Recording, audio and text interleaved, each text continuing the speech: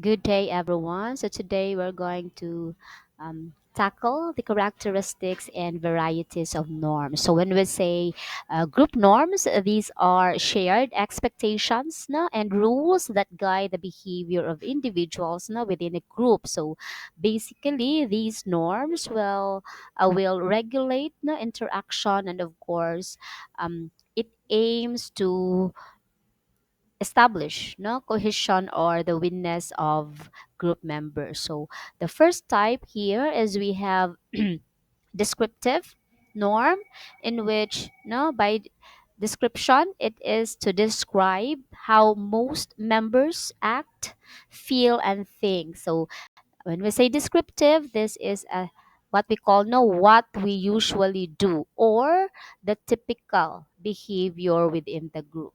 So, example, in a group therapy session, no, if most members openly share their personal experiences, new members will feel safe no, to do the same. So, in descriptive norms, these norms represent no, the status quo of behavior within the group.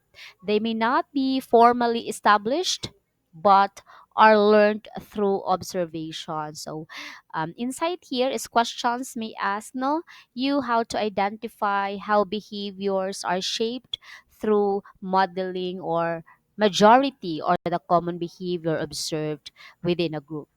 Then we have consensual norms, meaning this is now labeled as what we all believe together. So this type of norm emerges not through group consensus. So it is very powerful because it reflects shared group identity no? That enhances the feeling of unity among group members. So in consensual norms, now, for example, a support group agrees that confidentiality is non-negotiable, even no through even though some members no may initially be unsure. So that's the consensual norm. Then we have injunctive norms. So when we say injunctive norms, no, it is what's right and wrong. So if ang descriptive norms are what we usually do, consensual norms is what we all believe together. In injunctive norms, that's what's right and wrong. So these norms involve no value laden judgments, so such as group responses to lying, disrespect, and carelessness. So they indicate moral standards no within the group. So in most of the scenarios, it will appear no involving conflict, peer correction, or ethical breaches in group work. So example in injunctive norms, so a member who interrupts others is gently called out, no reflecting a norm against disrespectful behavior. Then we have prescriptive norms. It is what must be done. So from the word prescriptive, no, prescribed. So these are rules or guidelines about what should be done, and often serve as a standard of no a standard for expected behavior. So um, these are the old no ought behavior rather than is. So example, a task group has a rule that each member no must give feedback after a presentation. So most usually it appears no in questions about setting group guidelines, no contracts or structured activities like classroom behavior norms. Okay, then we have prospective norms. So when we say prospective, what must not be done? So kung ang prescriptive is what must be done, the shoulds and the oughts, while the prescriptive is what must not be done. So these norms identify behaviors no, that are forbidden or discouraged. They provide boundaries no, that prevent disruptive or unethical behavior. So, example, interrupting another member while sharing or violating confidentiality is considered unacceptable. So, the group may react with disapproval if such behaviors occur. So, um, most likely, no, in questions, this will often be tested no, with ethical dilemma or group conflict scenario. Then we have the informal norms. These, from the word informal, these are unwritten no, group culture. So these norms are not explicitly stated. So dili siya kinahanglan no, nga i-verbally spelled out by the members, but are understood and followed through social cues and observation. So, informal norms, example, in a peer support group, no, members may naturally wait for a nod from the facilitator before speaking, even if this wasn't officially agreed upon. So, in most of the questions, it appears no, where group members are guided by social expectations rather than formal rules. Then we have implicit norms. These are unspoken but automatic. Example, na, um, by the way, implicit norms are usually, ingrained in the group's culture that they are followed unconsciously without questioning. So, sama na siya. Example, in a counseling training group, members might automatically begin each session by checking in emotionally, even though no one explicitly instructs them to do. No, like for example, the next session before the session will start, um, natural na sa mga members no nga mangumusta how they are feeling, kumusta ilahang week so far. Okay, then we have self generating norms. So, self generating norms are formed within the group through influence. From the word self generating. These norms develop as group members interact na, and negotiate behaviors over time. So, they result from shared experiences na, and mutual influence rather than being imposed externally. So, example in self generating norms, in a newly formed academic group, for example, no, members gradually agree that everyone must contribute to brainstorming before any voting takes place.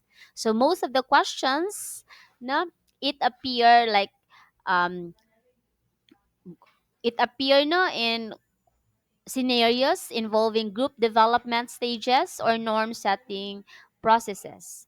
Then we have stable norms. So these are persistent and enduring.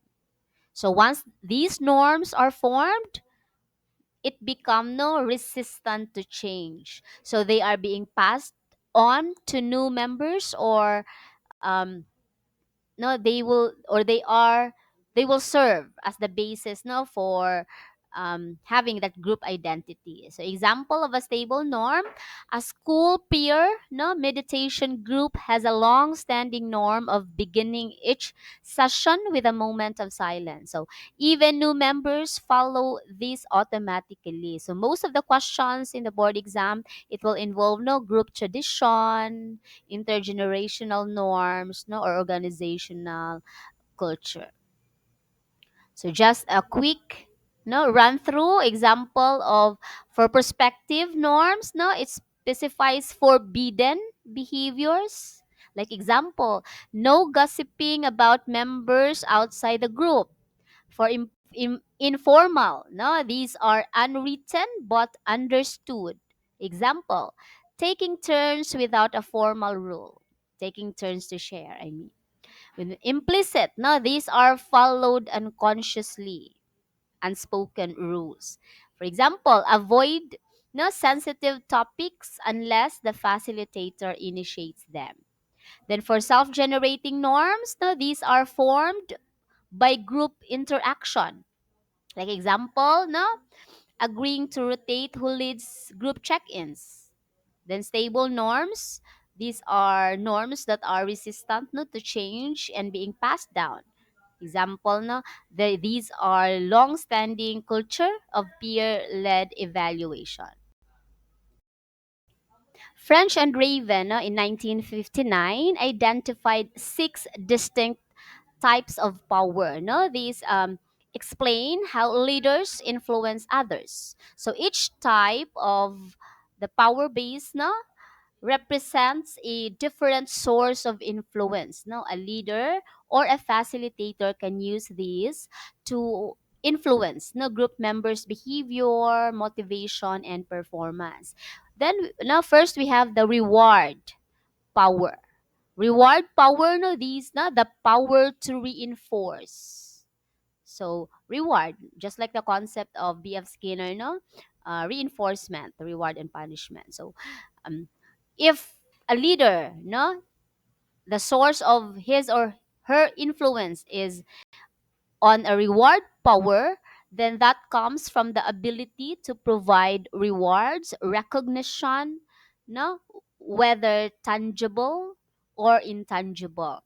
So when we say tangible, those are extrinsic motivation like salary promotion, token economy. No, intangible, these are verbal, no, affirmations or um, recognizing no, the efforts of members. So sample indicators for this source of influence. No, a school counselor in charge praises a co-facilitator for the consistent preparation, no, motivating others to improve their contribution. So, sample indicators for reward power, no, it determines pay level, offers desirable assignments, no, promotes through praise or compliment. So, you would know that your boss, no, is under having the source of influence, the reward power. So, they tend to value the contribution of their staff.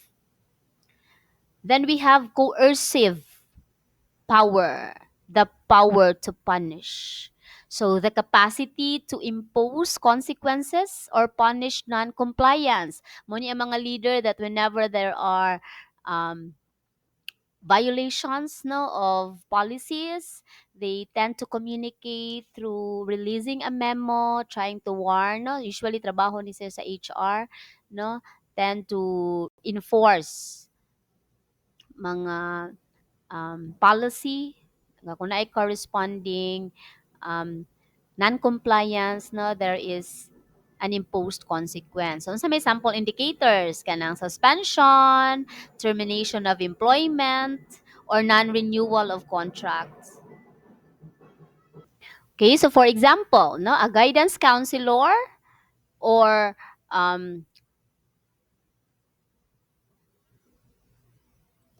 for example, no, a guidance counselor can issue a warning to a student facilitator, peer facilitator, I mean, who violates group confidentiality norms. So most of the questions, no, it will appear scenarios, no, on disciplinary authority.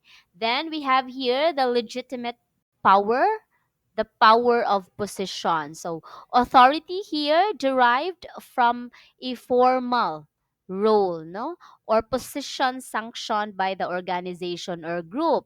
Example, no, you are designated as a principal, a chairperson, a supervisor. So that power, no, is based on position formally assigned to you.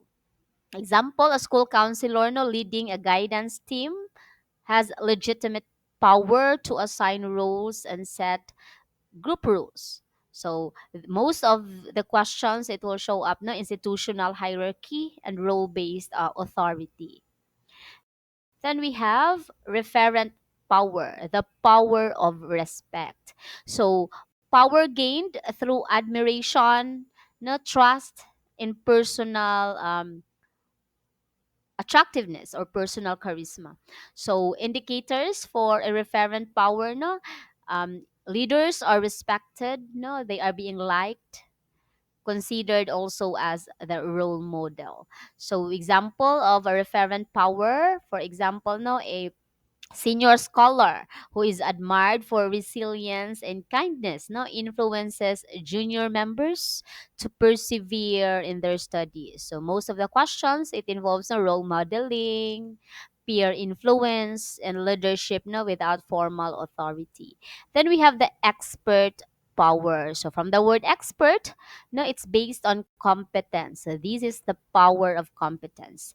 Influences, no, are rooted in the perceived expertise or skill. So indicators here, no, leaders offer valuable advice or solutions, possesses technical or specialized knowledge. So example in a career counseling, no, a counselor with expertise in psychometric testing become a becomes a go-to resource, no, for interpreting test results. So most of the board, no, questions, it may appear, no, where credibility and competence, no, will lead to influence. Then we have the informal source of influence. This is the power of insight. So power here is derived from the use of relevant information, no, persuasion or logical reasoning. So the leader here, no, uses data and explanation to convince, no, it clarifies procedures and promotes understanding. So sample scenario, no, a facilitator explains the scientific basis of stress relief techniques, no, to gain members approval or understanding or appreciation of managing stress. So most of the questions, it will appear, no, educational leadership or cognitive persuasion. So just a summary, no, when we say reward power, no, it's more on gratification, giving praises to members for completing, no, a training, for example, or the session, for example. Then coercive, that's about, no, having that fear of penalty because um, a leader will issue, no, a reprimand, a letter or a warning for violating group rules. Then we have the legitimate power, which is, no, a position based authority. Roles are assigned formally, no, by an organization or an institution. Then we have referent power, no, that's personal admiration, inspiring mentees through empathy and integrity. Then we have expert, which is knowledge and skill based influence. Example, advising teachers on student behavior plans, na, based on psychological theory. Then we have informational source of influence based on logic and rationale. Convincing parents, for example, no, using data from students' assessment report. And of course, no, an effective group is not defined solely, no, or mainly by the completion of its task, but also by the quality of relationships, no, and their ability to adapt. So these three core activities, no, ensure that the group not only functions efficiently but also they evolves, no, over time. So first we have accomplishing its goals. So that's more on task effectiveness. So this refers now to the group's ability to achieve its intended purpose, whether that involves problem solving, completing assignments, or facilitating change in its members. So example, in a career guidance group, members successfully complete a job readiness portfolio and mock interview sessions. Or it could be a task group of counselors. No, the team finalizes a school-wide wellness program. No, plan ahead of schedule. So indicators for the first activity is the group should have no clear goals, which no, they should be able to set no clear goals and of course achieve them. Members contribute effectively, no, to their shared objectives, and deadlines and deliverables are consistently achieved. Then we have maintaining good working relationships among members. So it's more on the social emotional cohesion, no, among group members. So It refers to the group's ability to establish positive interpersonal relationships, no, the trust, the psychological safety among members. So indicators of this activity, no, open communication and emotional, no, expressions are encouraged among group members, conflicts are managed constructively, and of course, no, the importance of the maintenance roles, relational roles that were discussed, no, in the previous session. Roles such as harmonizer, encourager, and gatekeeper are evident in the group. So example of these activities, like, no, in a support group for grieving students, members show empathy, no, they do not give um, prejudgment or biases, and they're able to establish that safe space for expression. Or a faculty development group, no, disagreements are addressed constructively, and faculty members, no, they feel heard and valued. Then the third activity is developing and adapting to changes or changing circumstances. So it refers to the group adaptability or flexibility, because an effective group, no, is flexible and responsive to internal and external changes, no, such as new members are coming in, or the goals are being revised, or there are environmental shifts. So that's why it's very important, no, to have that willingness to reassess no group goals and processes, integration of feedback from members and the environment, and their capacity, of course, to innovate and transform.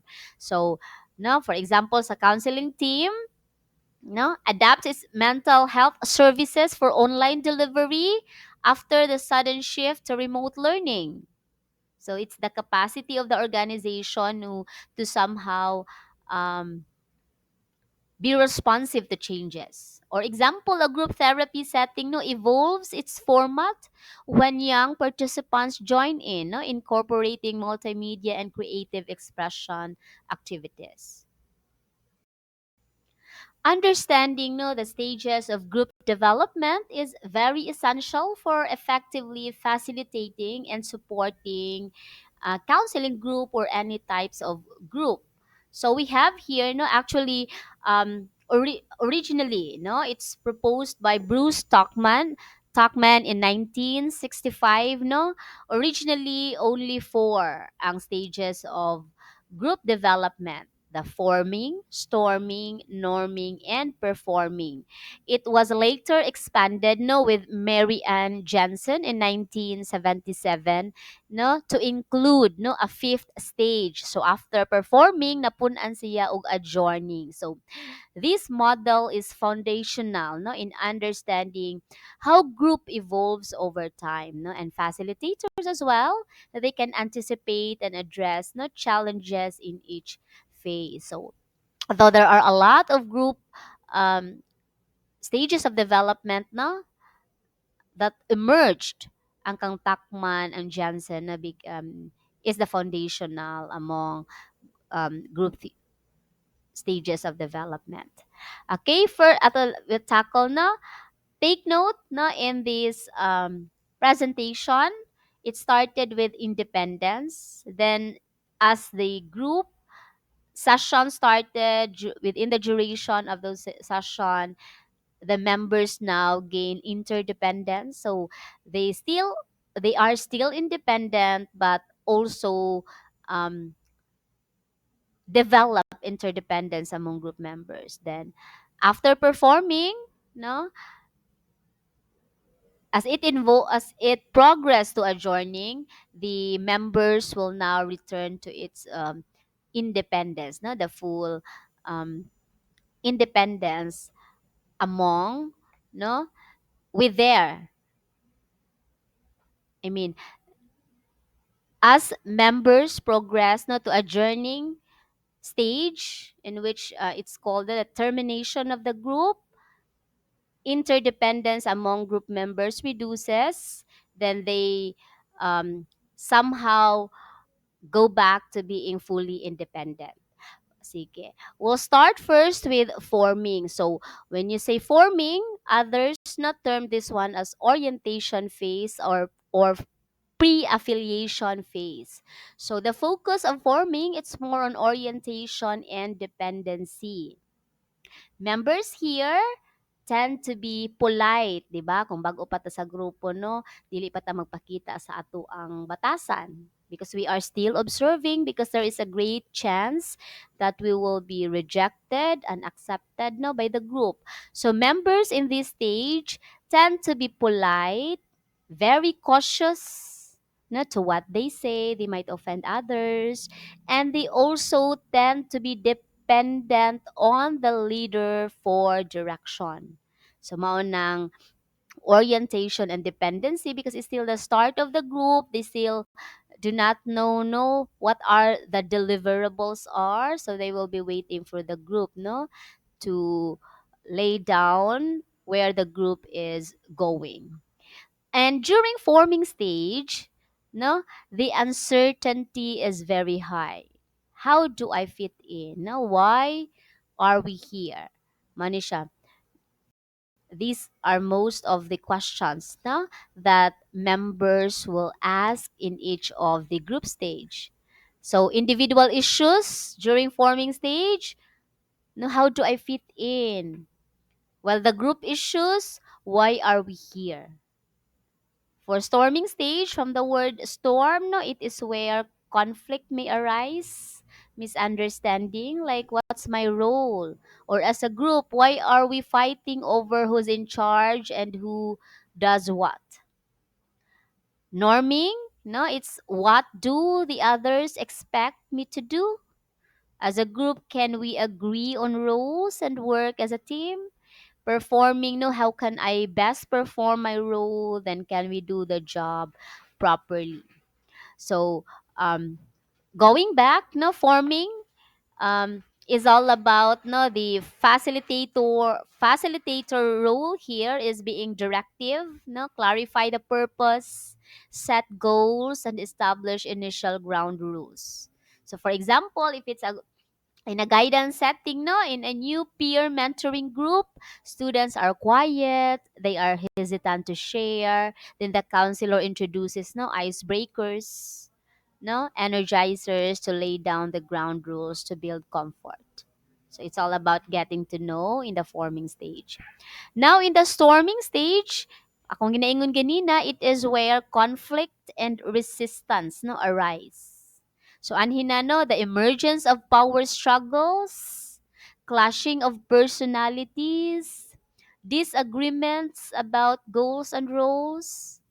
Like, what's my role? Why are we fighting over who's in charge? Tension can be productive if managed well, of course, no?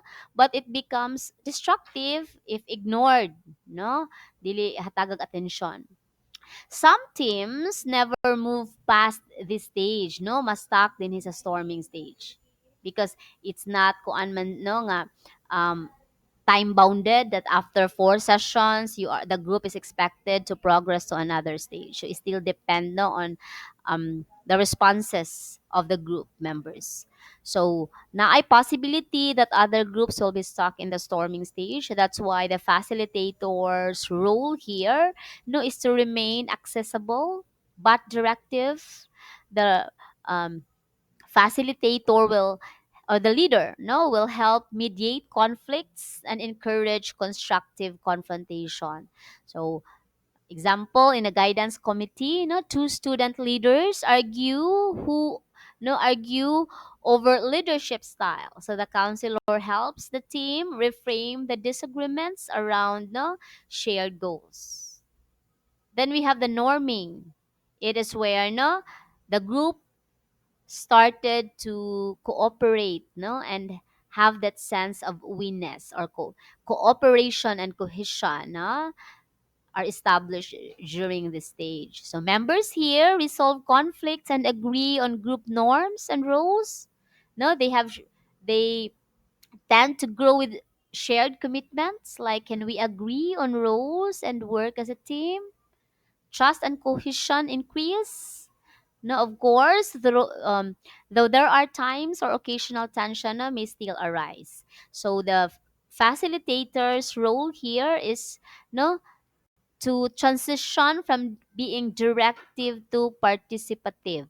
No, encourage shared leadership. So, for example, in a psychoeducational group of adolescents, no, agrees on rotating leadership and openly share feelings about previous disagreements. Then we have performing. So the focus in this stage is all about productivity and autonomy, their capacity to decide as a group. So during this stage, the group is highly functional and self-regulating. The roles now are flexible, no communication is open and task oriented. So that's why we have these questions. Can we do the job properly? How can I best perform my role? So constructive dissent is welcomed, but members should of course meaningfully give contributions without relying on the facilitator. So the role of facilitator during performing stage is very minimal in terms of intervention, but will act as a coach or a resource person. So example, a crisis response team of guidance advocates handles peer pressures independently with a minimal counselor input. No? It is where we can observe mutual trust and maturity. Then we have the last stage, which is the adjourning stage. Again, this stage was added from the original stages of group development. Now, from four, it later was expanded to five stages. Of course, with collaboration, Tuckman and Jensen. Then, in this stage, the focus is closure and reflection. So, task completion here, is evident. Members experience mixed emotions, of course. There is the pride because they're able to finish or deliver the task of the group or the goals of the group. However, there's also sadness, and anxiety, knowing no, it's the end of the group, meaning the group is already in its last phase. No? That's why the role of the facilitator here is to help the group reflect on achievement, process emotions, and prepare members for the transition. Like for example, the leader will say, um, since this is the last of our sessions as a group, can we reflect on? Can you give me one that you are so proud of, something like that, or um, members will share their final messages among group members with messages to their group members and of course to the leader, or of course there is that closure rituals. Counselors here give certificates for the group as a symbol of its appreciation of members who are able to finish the program.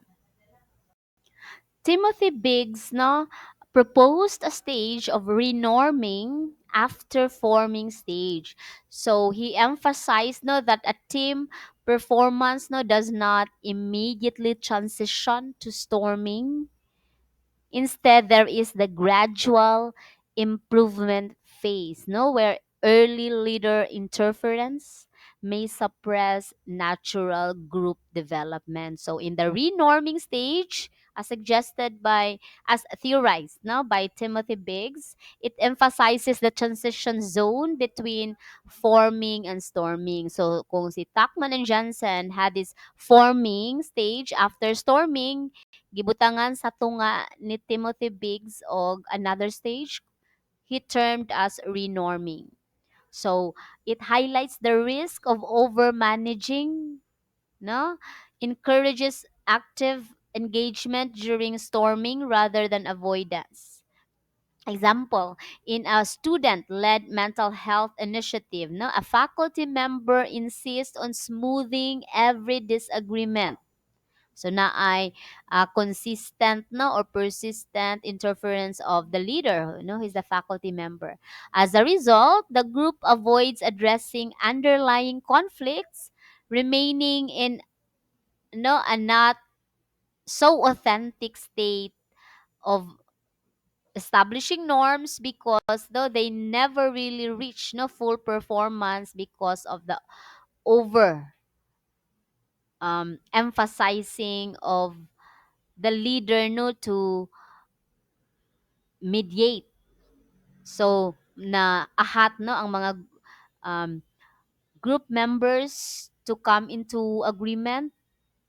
No, take note again, storming and namang gawas ang power struggle, conflict. If the leader will not allow members to sort out conflicts by themselves, pirmi siya mo interfere according to Biggs, no. Um, there is really no genuine appreciation from the group members, no, as to transitioning or progressing to the norming stage. Kay there is that over involvement of the leader, kay pinili niya smooth out every disagreement without letting it naturally be experienced, and let allow group members no to respond to it no authentically. So mo nang naa siya renorming stage. Then we have the White now Fairhurst TPR model. So um, Alice Dare aka White no and John Fairhurst simplified and performance no focused Tuckman's model by renaming no, they rename stages with greater emphasis on task, output, and transformation. So, gigroup nila ang form, 'di ba, si Kantakman and Jansen, forming, no, storming, and norming. Giusa lang na, no, the three stages ni White.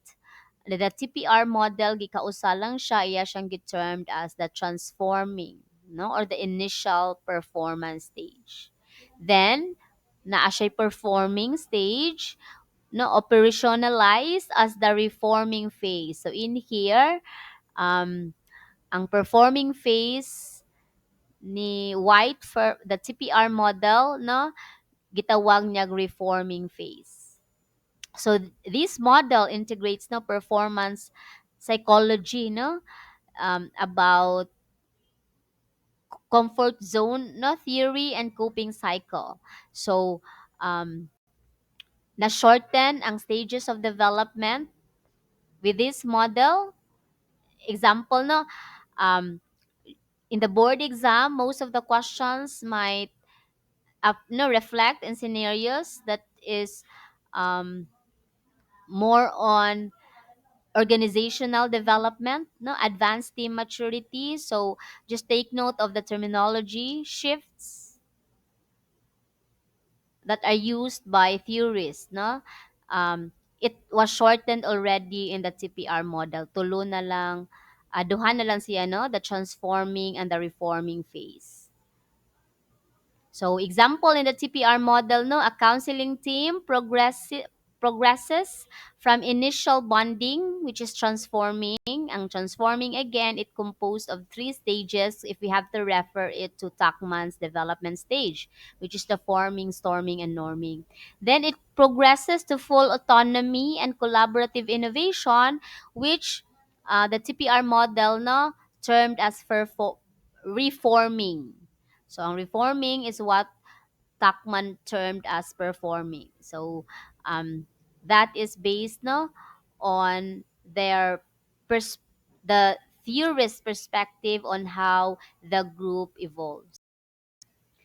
Gladding no integrates Tuckman stages into a counseling group specific model, because as I've said earlier, all these stages of group development, their basis, no, ang kang Tuckman and Jansen's stages of group development. So, in here, ang mga stages ni Gladding, no, um, forming stage, or also he termed as orientation stage.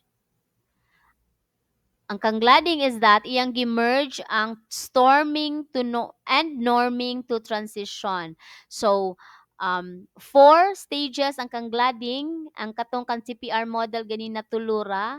So, for gladding, forming stage, one stage, or the orientation stage. For the transition stage, iyang gimerge ang storming and norming. Then, for the performing stage, he termed as the working stage, and for the adjourning iyang gibuhat og morning or the termination stage. So that reflects no emotional and therapeutic progression as seen in counseling groups. So in here, there's what we termed as a cyclotherapy process. This model no suggests that group issues like trust, leadership issues, or even conflicts, no, it doesn't mean that the group progresses already from storming to norming. The group will no longer experience conflict. Of course, naagihapon man ang cyclotherapy process. There is a tendency for the group to regress, mobalik in the earlier stage. No, because these stages are not should not be understood linearly. Nga kung mo adto na ka sa next stage, you will not experience the earlier stages. So implications, of course, no, for in psychotherapy, even mature groups, no, mga group of counselors, for examples, no, they still revisit earlier themes, no, during stress or even membership changes. Okay, so in tabular form, no, it's a summary of the terminologies used by different authors. There is no need for them to memorize, but just familiarize no, as to the association of terminologies used by authors. So, as I've said ganina, no, Tuckman and Jensen's stages of development lima, while others only have four because it was mostly no theorists agree that in stages of group development will have four or five. So atong tan-awon diri no kang gladding. No? As you can see kang gladding, forming stage, also termed as orientation. For the transition stage, he merged two stages, storming and norming. Then performing stage, also termed as working. And for the adjourning, iyang gikuan og morning termination. Kang Cory, also, no, formation, orientation. So iyahang gi categorized into two ang first stage of development. After formation, there is that exploration. Transition, still the same with gladding, merging both storming and norming, then working, termination, then na I follow up and evaluation for Cory. So basically, no, they have similar concepts, but they just differ in terms of terminologies. So just make yourself familiar with these terms. So we have the recurring phase theory, no, in which it posits that certain core themes resurface repeatedly as the group evolves. So as I've said earlier, even if the group progresses to one stage, from one stage to another, there's what we call cyclotherapy that the group regresses. But in this theory, it focuses on the themes that may resurface from time to time as the group evolves. We have here dominant issues, no, recur. So group revisit the same fundamental issues, no, such as power, issues on belongingness, issues on control, or the achievement of goals. So this cyclical view reflects nonlinear development, especially relevant in long-term therapy groups or school-based peer groups. An example, a peer counseling group might initially struggle with confidentiality. resolve it, and then revisit the issue when a new member joins or conflict arises. Then we have task and emotional expressions. These include no task, um, performance of task, whatever no the goals of the group. So basically, it's more on decision making, problem solving, no. And when we say emotion driven behavior, more on the feeling of being anxious, the group's tendency to be resistant, no, or the trust issues. So the task focused behavior and the emotion driven behavior are seen to be interacting continuously as they shape the group evolving.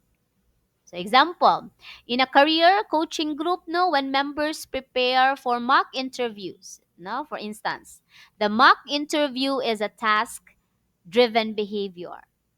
Underlying of that task, no, maybe underlying emotions, no, fears about failure, or it could be the feeling of being anxious, no, being uncertain on how the interview will turn out, no, will it be, will the member positively have a good performance or not that good performance. So somehow, no, it requires the group to pause the task activity and process emotional content.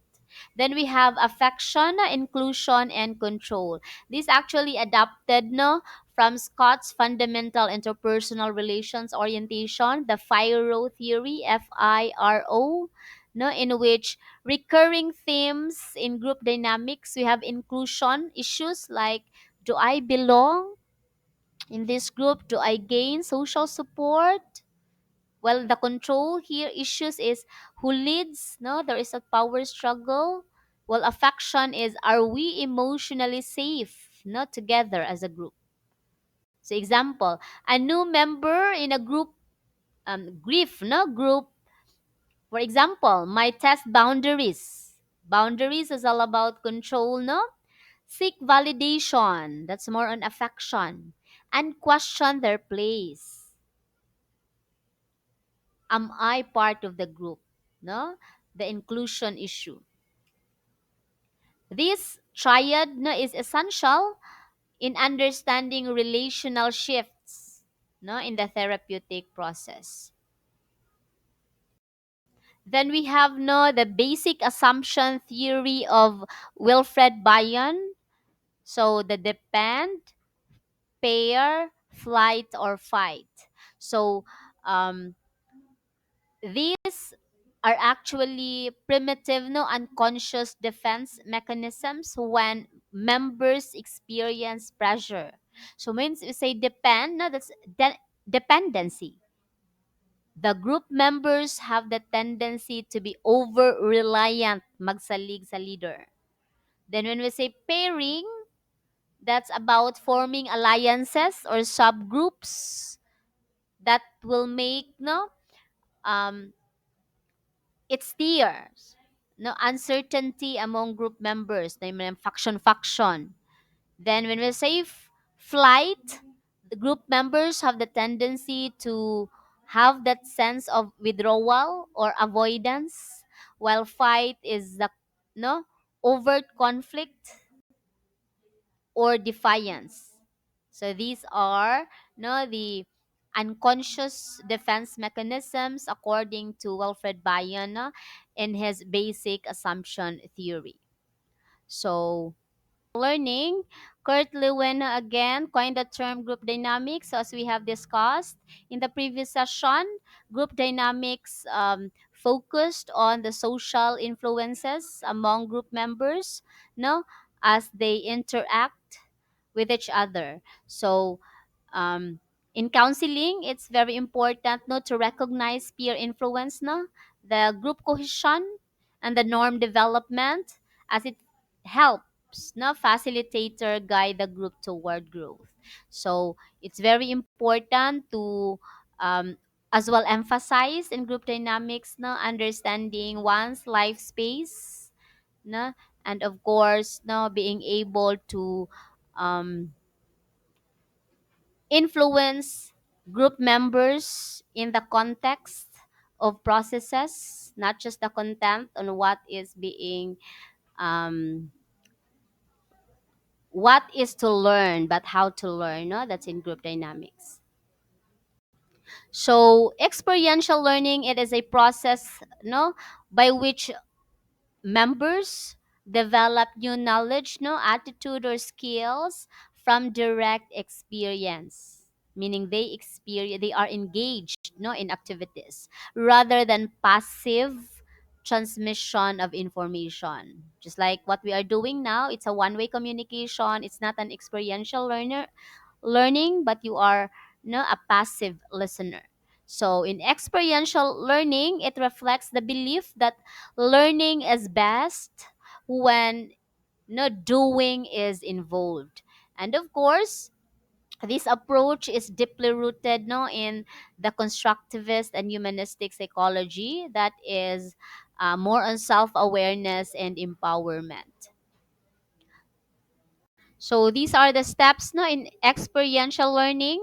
We have the orientation in which there is the use of energizers, icebreakers, no, that is to build rapport, no, and psychologically prepare group members for the activity. Then, of course, there should be clear instructions to ensure that all participants understand the goals and rules of the activity, the rationale behind the activity. Then we have experiencing the doing part, in which participants are engaged in the actual task. They do not just observe, they do not just listen, no, but they are part of the task, which is a very core principle of experiential learning, no? In engagement. Example, in values clarification activity, participants themselves, no, rank value cards, prompting decision making. Then fourth, we have data gathering or processing. So participants in this step will discuss what happened during, no, what they experienced, no, with activity, both behaviorally and emotionally. Like for example, no, the leader will say, "What did you feel when your opinion wasn't chosen?" Or "How does it feel?" Blah blah blah. What makes you choose? Okay, then we have synthesis and generalizing. So participants here, no, are able to gain insights, no, and connect experiences to real life situations. Like the leader will say, no, does this reflect how you deal with conflict in your family or school? That's synthesizing. Then we have integration, no, in which learners internalize, no, what they learn and apply them to other life contexts. So for example, no, participants now are being taught, like or they themselves, no, will say, they will have this narrative: I will start asking for feedback more openly after this session. Then for the closing remarks, of course, the facilitator here summarizes, no, key learning points and provide closure. So it's more of the takeaways already of the session. So we have here action theory. So action theory, this refers to a conceptual framework, no, that explains how individuals select and perform actions, no, that is to achieve specific goals. So it operates on this logic, no, if we do X, then Y will result. So this theory emphasizes, no, the connection between our perception of the situation, the intended outcomes, no, how we select our actions, and how we evaluate results. Core components of this theory, we have the current action, the modified action, and the learning cycle. So in, for example, current action, a person's internal beliefs or assumptions about what actions lead to specific outcomes. No? In the current action, the individual might say, if I study late at night, I will remember more. That's the current action. For the modified action, no, which is After feedback and reflection, no, the person revises his or her belief. So in the modified action, I actually retain more information when I study early in the morning, not late at night. So there is a modified action or a modified perspective in this stage because um, after doing a certain action, you will reflect, no, and give feedback, or because you are, for example, a self-monitoring behavior, you monitor yourself. I think it's not effective that I will be studying late at night. So akong usbon ako ang study routine, I will have it early in the morning. So that's the modified action. For the learning cycle, no, action, then feedback can be coming from oneself or coming from others. Then the person will reflect what went right, what went wrong. Then there is the refinement of action, which is a modified, and the new action is being produced. So let us contextualize no action theory. For example, a student client. The belief is, ang belief sa student is that if I avoid social events, I won't feel anxious. So that's the action. That's the current action. No? With having that belief. So feedback, no, avoidance increases loneliness. While the new action is attends events gradually with support. Then the revised theory, if I engage slowly, I can build, no, I can um, build confidence in myself. That is through gradual socialization, of course, with support from friends. So process observation, this involves watching, analyzing the interpersonal dynamics, no, communication patterns, and behavioral interactions within a group. So um, content here focuses on what is being discussed. No? Process observation focus on how the discussion unfolds, no, and how members relate to each other. So we have here the process refers to the interactional patterns, how the group communicates and functions, while participant observer, no, is a trained individual who watches, listens, and interprets group processes in real time. So participant observer, no, is actually the one. It could be co-leadership, no? Another one, counselor is facilitating, the other one will serve as a participant observer. Okay, so um, in process observation, it's very important as um, we are able to identify no dysfunctional patterns like dominance, withdrawals, or avoidance among group members, and also um, it enhances no group awareness, like it helps the members reflect no on how they function as a unit. So basically, participant observer is though no one of the group participants, but most of the time no they will be in silence observing the interactions of group members, but they are considered participants, no, not as a facilitator, as a leader. um, Participant observers no, are expected to give objective feedback on process issues, can be a co-leader, a counselor in training, or external evaluator. So example, no, in a counseling session, content is discussing how to manage stress. The process is two members constantly interrupt with each other, or quieter students never speak. Observers note, let's reflect, are all voices being heard equally? Another example, no, peer support group content, like for example, talking about peer pressure and risky behaviors. Process is, for example, no, some members are sarcastic. Tension builds unspoken. Intervention here, for example, as a facilitator will say, I noticed a lot of laughter when someone mentioned anxiety. Is this hard to talk about?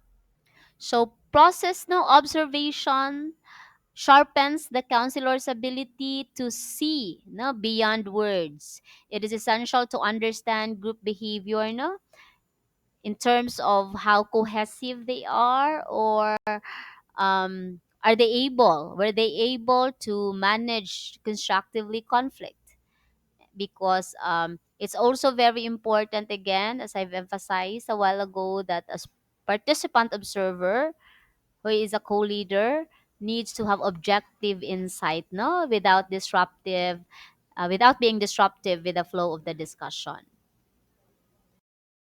So group goal, no, this refers to a desired future state no, that is shared by enough members of the group to motivate and coordinate, to motivate themselves, no, to have a coordinated action towards the achievement of the purpose no, of the group.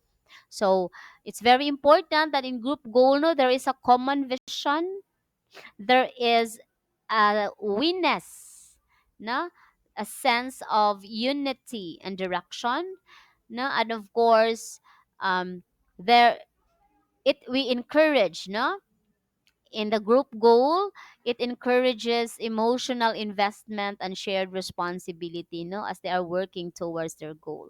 So it's very important, no, for example, group goal to create a safe space for sharing and healing.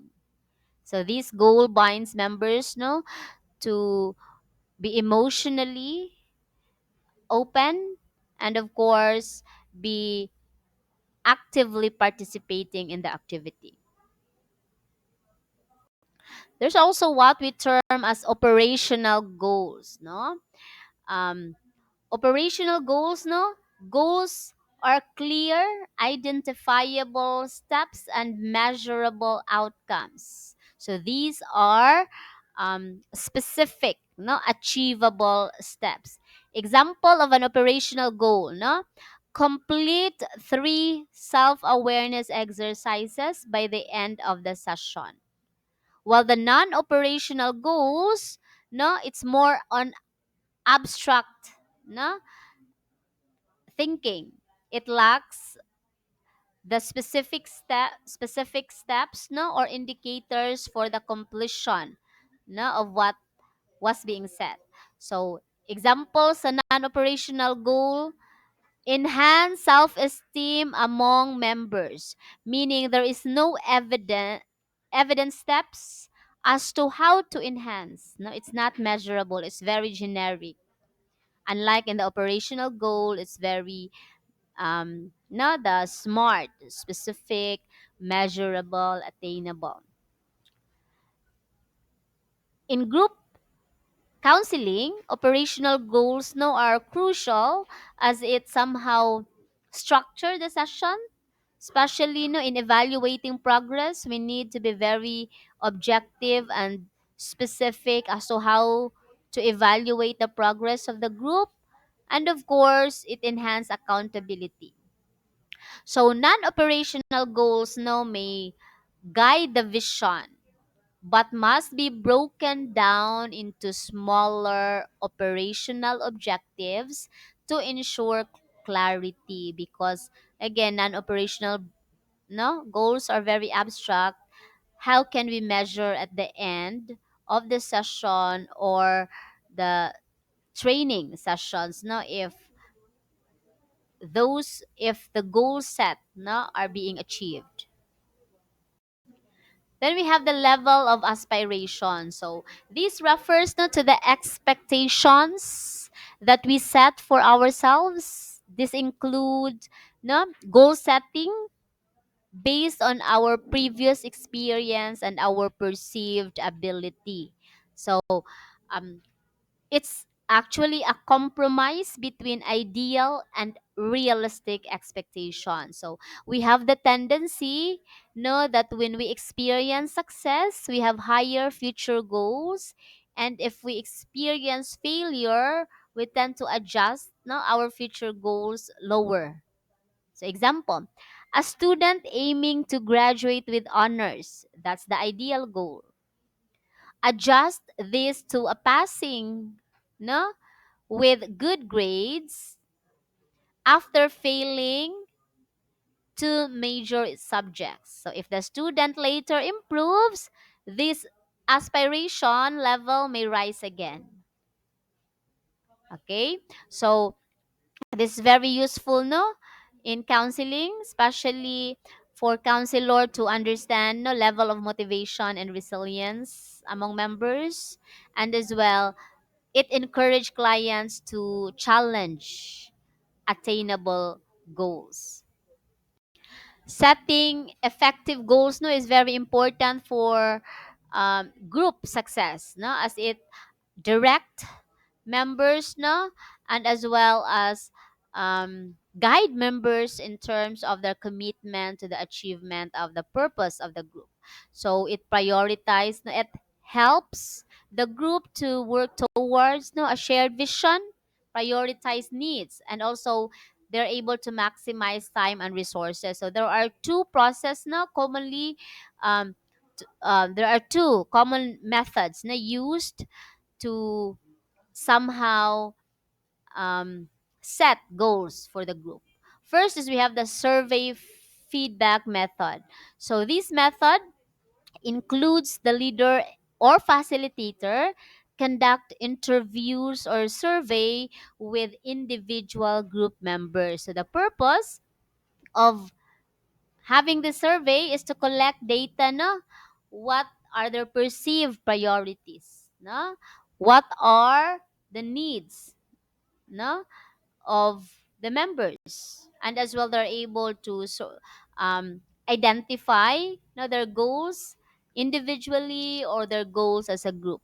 So basically in the survey feedback method, it promotes participation among group members in goal setting, dili lang siya merely set by the facilitator.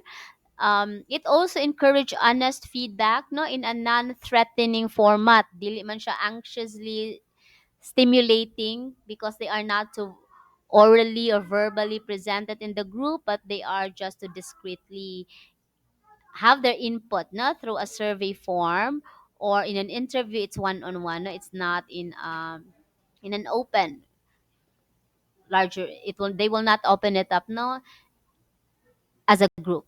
Then they're able as well to um, have that diagnostic purposes. And especially in the initial stage of group development, it's good to know the needs of the members. So, example, sa school-based mentoring program, the facilitator asks each member, know what should be our top three goals in the semester? What challenges do you anticipate? No, or what support? How can we support each other? Or what support do you need? Then we have the critical path method, in which um, there is an external consultant or expert assistance no, that will help the group, assist the group in systematically planning and sequencing their goals no, and task in a more structured manner, so na ay timeline and resource map. So in the critical path method, there is the involvement again of an expert, not just the data coming from the members themselves. So the expert here as a consultant, it no provides step by step timeline to goal achievement. For this goal, kanus siya realistically ma-achieve. Unya, the expert or the consultant will help identify critical tasks, and potential bottlenecks. And of course, the expert will help no, in the project management to make sure that um, there is coordination no, in complex group tasks. So No, example ani, college counseling center invites a consultant to help launch a campus-wide mental health campaign. So the consultant no will help set target timelines. When is the launching date? No, what's the manner of the workshop delivery, the schedule, especially on social media calendar, assign responsibilities, and create a visual timeline for tracking progress. So basically, survey feedback is best for understanding members' needs, no? That's forming consensus. But for critical path method, it's about structuring complex projects na in a time sensitive initiative. So there is a need for in this matter there is a need for an external consultant. So, interdependence in groups means that the outcome or the behavior of one member is influenced or dependent on no with others. So, the extent of um, how the group member is influencing others and how the group member is depending or to what extent no a member is dependent to other group members, so that is interdependence. So that there are types of interdependence. We have here mutual reciprocal no interdependence, in which all members influence and are influenced. They influence and they also are being influenced by each other equally.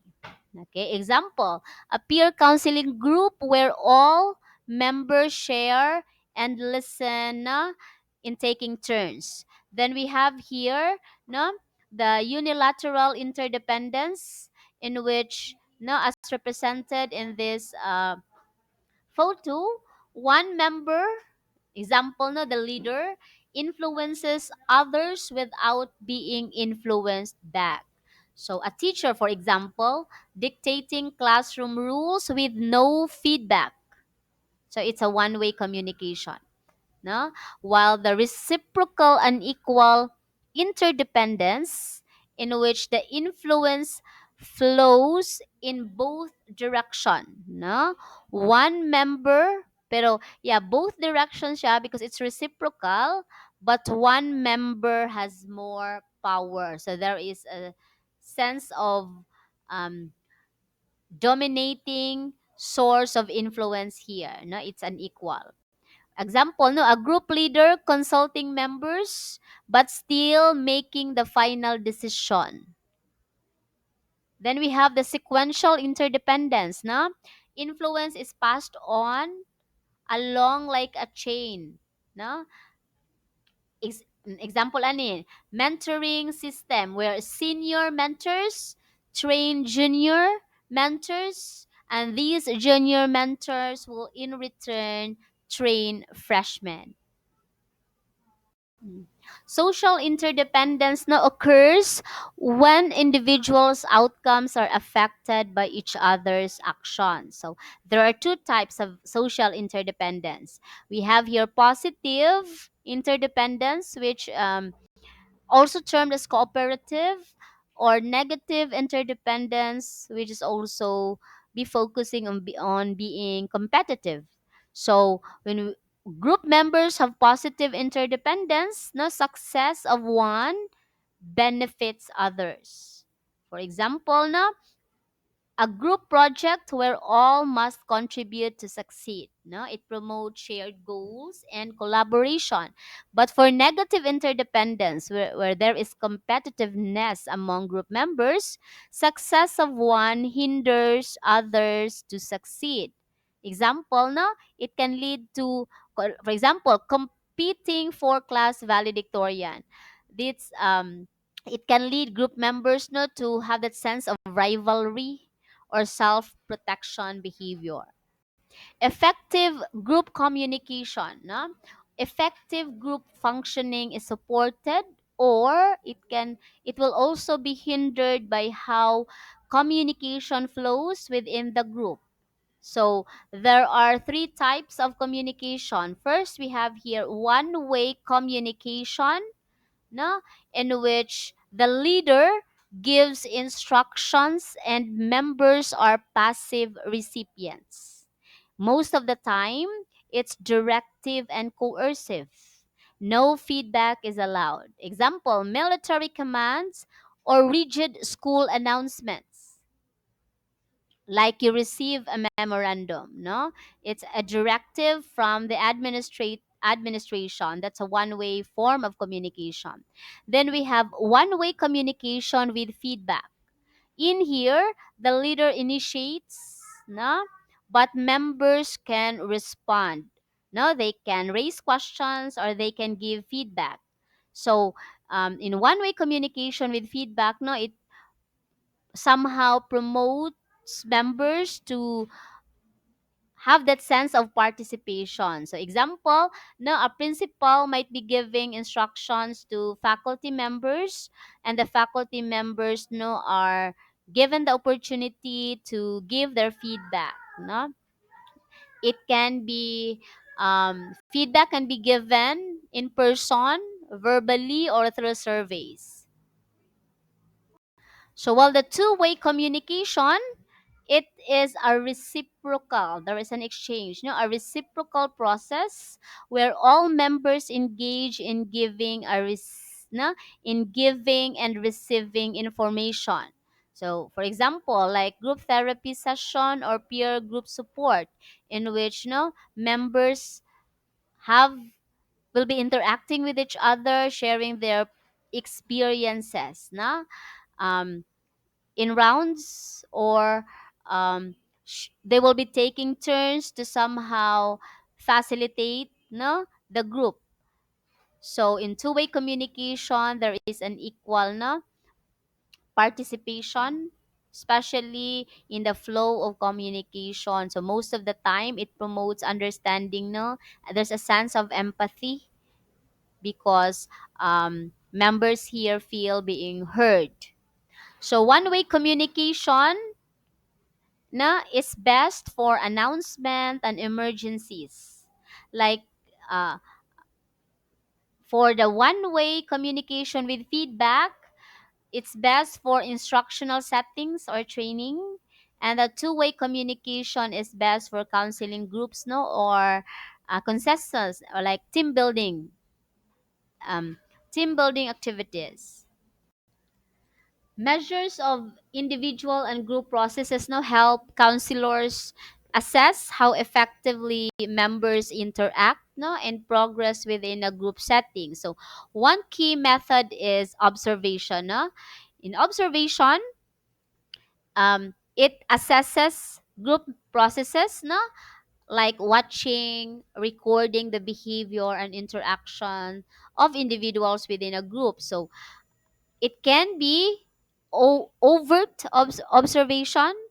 When we say overt observation, the group members are aware that observation is taking place. No? Example, a counseling intern observes, no, a family therapy session with, of course, prior consent, na, from the clients. Then we have covert observation. The group is unaware that they are being observed. Most of the time, no, covert observation is employed to reduce the observer's effect. No, that like example, observing peer dynamics in a school hallway to analyze bullying behaviors. No, kaya naman tayo tawag Hawthorne effect, that our behavior will change when we know that someone is observing us. Well, the participant observation, as presented earlier, the observer actively takes part in the group activities while observing. Example, a counselor joining a team building retreat, no, while recording um, group cohesion. Then we have the self-report measures. So these measures ask participants, no, to report their own experiences, their attitudes or perceptions. Um, Example, no, sociometry by Jacob Moreno. The purpose of sociometry is to measure social relationships and preferences in a group. So members, in sociometry may nominate, who among the group members they prefer to work with, or who among the group members they trust the most. So the output of sociometry is sociogram, which is a visual, map of group interaction or relationship dynamics. So um, in self-report measures, we can also have combine both the self-report and observation. So example, in a guidance work, a counselor may ask students to self-report their stress levels and observe classroom behavior to triangulate data. So the student clients are given the opportunity to um, report, how they feel and how they perceive their level of stress at the moment, and the data will be triangulated by the counselor to the teachers handling these clients. So Humans emphasized that the study of groups must go beyond casual observation or intuition. Instead, it should follow scientific rigor, no, ensuring that findings are objective, replicable, and meaningful for both theory and practice. So it's important that we use reliable and valid methods to measure group phenomena. Now, researchers must apply instruments or tools. Take note, the assessment tools that we use should be reliable and valid. When we say reliable, that no, it will arrive a consistent results despite um, repeated no administration. Well, valid is it the tool that we use measure what we want, what we intend to measure. So as group counselors, we have the need to assess group conflict resolution ability, for example. So we must make use a standardized assessment tool to ensure that the data that we gather is also valid and reliable. Then second, we need to design research procedures to test hypotheses about groups. So hypotheses now, these are tentative explanations or predictions. So for group studies to be scientific, they must be tested using well-planned research design. So for example, will you be able to gather data with the use of surveys, or will you be able to no, test your hypothesis with the use of case studies or experiments? So, an example, a pre-test or post-test experimental design is used to evaluate the effect of a 4-week therapeutic group intervention on academic motivation among high school students. So, for us to know the progress, there is the result that we gather for the pre-test and the post-test, and we make sure as well that the tool that we use for the pre-test and posted should have reliability and validity. And of course, third, we need to organize our findings conceptually and comprehensively. A scientific study must not stop at findings. The result must be interpreted in a way that it could contribute or refine existing theories. So, example, after repeated observations that group norms influence behavior, a researcher could build on field theory by Lewin, to propose a group norm influence model for adolescent behavior. So there is the refinement of an existing model.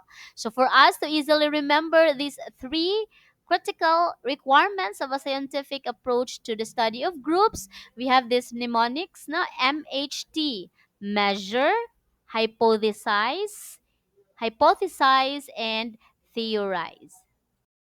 Behaviorism is one of the foundational theories in group dynamics. So when we say behaviorism, it focuses on observable measurable, no? Behaviors shaped through reinforcement and punishment. So the key assumption in the behaviorism um, approach is that individuals act to maximize rewards and minimize cost. No? In application, for example, group members repeat behaviors that are positively reinforced, like when they are being praised or they receive approval. While negative behaviors or unproductive behaviors, no, may stop when consequences are imposed, like criticism, they're being excluded from the group. Then we have systems theory approach. So this model views a group no, as an open system with inputs, processes, and output. So when we say input, resources like the time invested by the group members or the skills that they use no in the interaction or the leadership style. Well, the process is how the group is interacting with each other, the group dynamics, the communication patterns. Are the group having that one-way communication or with feedback, or the two-way communication, or what's the decision making? No, is it coming only from the leader, or is it a consultative, a consensus approach in terms of coming up with decisions, or a democratic approach? No, output, that's the achieved goals or the group performance or the quality of the group performance among group members. So take note, no, if there is a change in one part, it will affect the entire system, because when we say system, we are looking at the group as a whole, not just an interacting parts, but they are made of interacting parts that's making them whole. So we do not understand and take the behaviors and the responses of members in isolation, but we will be understanding the context of behavior among group members in relation to the group. Then we have the self categorization theory by John Turner, in which it is a cognitive framework where individuals define themselves no, through membership. So, for example, no, a multicultural youth group, members who strongly identify as Filipino youth advocates no, tend to conform to the group norms of activism and civic engagement. So the key assumption of this theory is that the group behavior is shaped by how members categorize themselves. Okay, so we also have the evolutionary theory. Evolutionary theory is anchored on biological and survival instincts. Now that it suggests group behavior, especially leadership style, is influenced now by evolutionary traits. It has this assumption that leadership and dominance behaviors now evolved to promote group survival. So example, in a crisis intervention situation. In a crisis situation, I mean, no, like disaster response groups, no, individuals with traits like confidence, no, um, rapid decision making are naturally followed no due to perceived survival advantage. So to wrap it up, behaviorism is more focused on reinforcement, cost benefit behavior, no, in which group members behave in ways that they earn approval, recognition, and reward. And this, while the systems theory is more on the input process output as a group system, a new leader changes group workflow and outcomes, in which again a change in a one part of the group, no, the other parts will feel the impact. While the self categorization theory by John Turner, no, that groups group members identify or shape their behavior based on their group identity, no? That is, they conform to identity based rules, no, on their interest group. While evolutionary theory is rooted on biology, like for example, following assertive leaders no, in emergency. So we have this mnemonics for us to easily remember: base, BASE, behaviorism, adaptation or systems theory, self categorization theory, and evolutionary theory.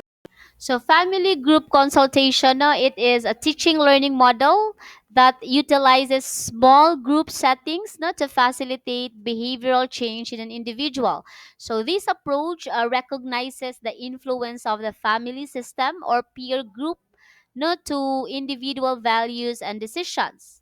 So example, a high school student, no, exhibiting declining academic performance, no, the teacher, no, or the counselor invite um, parents for a family group consultation together with the student. So the counselor facilitates a discussion where the family explores communication patterns, no, support mechanisms as to how they can agree on strategies to help the student, no, to be able to consistently and improve study habits. So um, in the family group consultation, no, it involves family members. It can be a sibling or a parent or the caregiver of the student, no, for the session so that the student will be helped out, no, to ensure as well that the support provided in the school will be sustained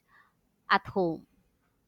So T groups, no, or training groups, no, were pioneered by Kurt Lewin, who is the father of group dynamics. Now, these groups are educational laboratories that focus on human relations and interpersonal skills.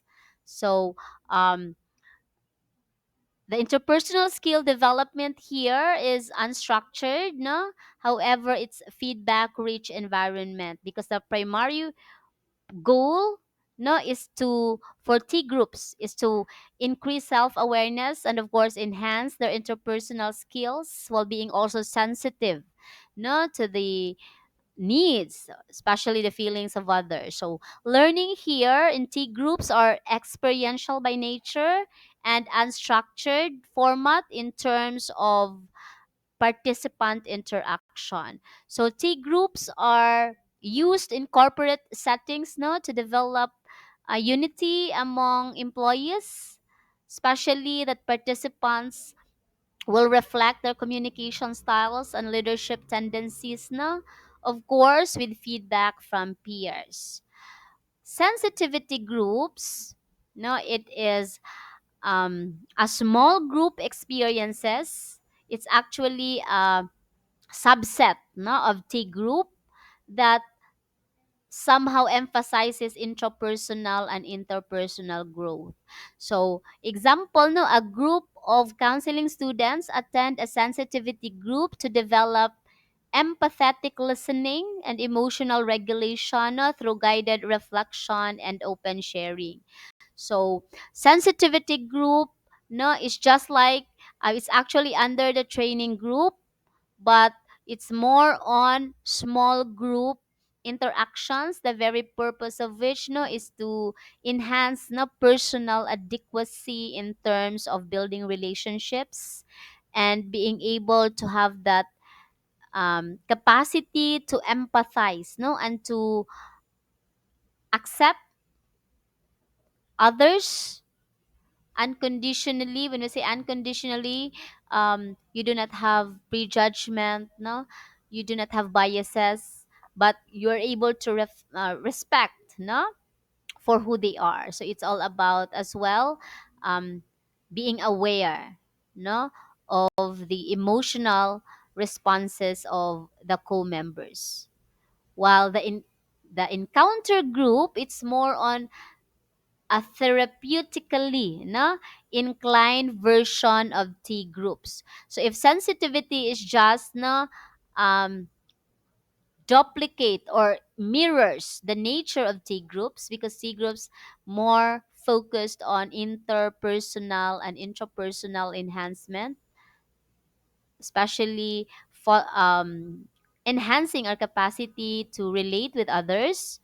Encounter groups, no, are more therapeutically focused because by the way, encounter group is um, somehow associated with Carl Rogers, No, it is designed for emotional exploration. No, so the focus here is to be able to release no dysfunctional inhibitions. Like example, in a graduate level counseling training program, students engage in encounter group not to work through personal challenges and build relational authenticity. So encounter groups, I had this experience now when I was had my internship in a rehabilitation center, in which the facilitator or the counselor, together with the group members who are psychology interns, we sat na in a in a circular position, and we give honest feedback to each of the member. So in encounter group, we are able to as well no listen to others, how our actions influence the group, and as well as we're able to constructively give feedback no, as to um, how the group members can positively contribute no, to the session. So basically, it's more on exploration of emotions. That's why it's very important as well that in encounter groups it will be led now by a professional, especially a counselor, because there are members who are not emotionally ready to be receiving honest feedback.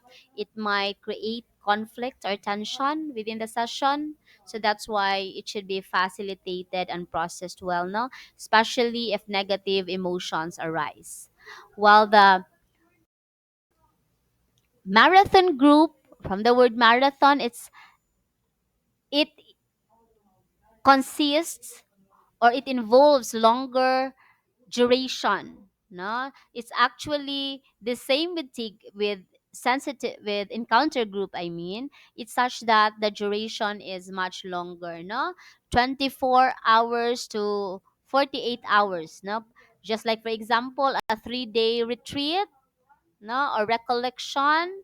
So basically the purpose of a marathon group is to have that, to drop down no facades or mask, because they are able to be engaged in um, extended interaction. Basically that's to um, break through psychological defenses, mga defense mechanisms. So, in marathon groups, no, it can lead to frustration or high anxiety, because, again, members are engaged in extended hours no, of experiential activities. Thus, it may cause no, um, individuals to be unmasking what they are concealing. So it can be a week and long intensive therapy, retreat where participants face the relational fears and defenses through extended dialogue and activities. According to Moreno, no, there are 11 curative factors that um, clients experience during group therapy. Now, as a review, imparting of information, it's about educating members with relevant insights. Installation of hope is that when members observe others improve, no, it somehow stimulates a sense of optimism to other group members. Well, we have um, altruism, that is helping others, no, foster self-worth or giving encouragement or support to other members. We have here um, universality, that's realizing you are not alone in your problems and struggles. You might also realize that others are experiencing much worse than what you are currently experiencing. We have here um, catharsis. No? Catharsis is the emotional relief after being able to release, to express no emotions and thoughts during the session. Then we have here um, cohesiveness, no, group cohesiveness. It's uh, the members the members feeling of being part of the group, no, the sense of we-ness. And socializing techniques here is modeling appropriate behavior. So as leader, no, we model appropriate behaviors. The same goes with other members. They model behaviors to their co-members. So for example, a group therapy for adolescents, no, dealing with family issues. Somehow um, this therapy group of adolescents, no, experience catharsis while they um, are engaged in the sessions with co-members who are also um, being supportive, no, as they're able to share their struggles, that they're able to open up the unexpressed emotions and thoughts that they've been carrying all along. For special therapy groups, no, by Maurer, it's actually referring to peer support groups, no, in which the purpose of such group is for restorative and supportive experiences. Example of which katong AA, no, the Alcoholic Anonymous, where the members share stories. No, they receive support. It could be Narcotics Anonymous, or um, grief support group, or um,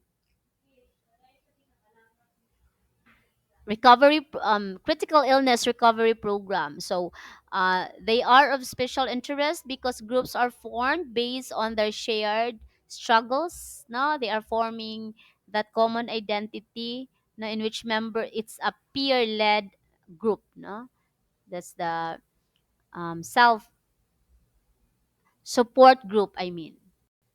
Mini groups, according to Gibson, no, the structure is one counselor with a maximum of four clients. So the very purpose of mini groups is to establish a more intimate group process, no, for deeper engagement. So example here in a career counseling group, for example, no, where each participant discusses their goals, no, and gets targeted guidance.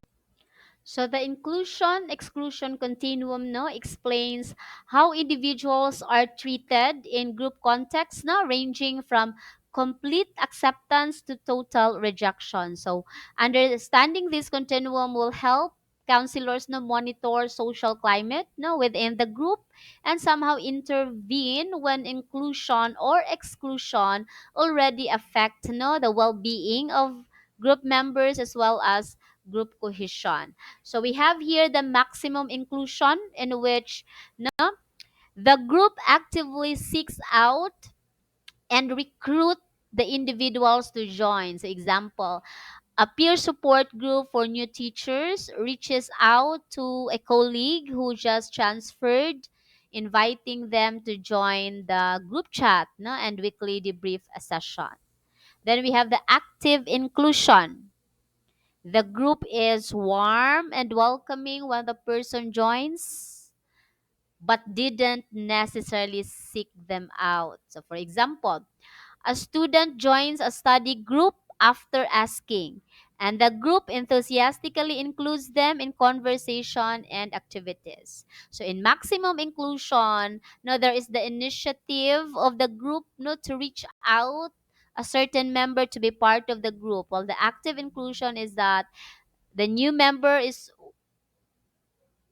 welcome, no, will be welcomed with warmth and acceptance, but not necessarily, no, they reach, no, out with that member to be part of the group. Then we have the passive inclusion. So passive inclusion is that the group allows someone to join but without enthusiastic engagement.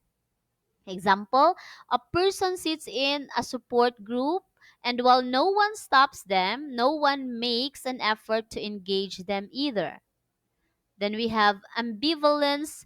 No, ambivalence is the group neither includes nor excludes. No, there is being sense of indifferent in ambivalence, no? Indifferent. You cannot feel that you are rejected nor accepted. So, example, a new participant joins but no acknowledgement or interaction is extended, either positively or negatively. Well, then we have the passive exclusion. The group begins to ignore the person without obvious rejection. Example, a member repeatedly tries to speak up in group discussions, but others consistently talk over or ignore their input. Then we have active exclusion. No? The group avoids the individual. Members subtly shift away or change the topic when a particular person starts talking. Then we have the maximum exclusion. No, the group outright rejects the person. A member is asked to leave the group chat and is excluded from all group related activities due to a conflict or perceived incompatibility. So in screening group members, the screening process should ensure that individuals joining the counseling group are aware what to expect, what are the goals of the group and what's the structure, because it sets the foundation for a more productive and safe group experience. So it's important that in the screening element of which is ground rules, establish behavioral norms such as confidentiality. So before the sessions will start, no part of the selection process is to establish the importance of confidentiality, the importance of respectful dialogue, and punctuality. So for example, the counselor will say, in our group, what's shared here stays here, so we also start on time and give everyone a chance to speak. So for group development function, it's about explaining how the group process will unfold over time. So from forming to um, adjourning stage. Then we have honesty and openness.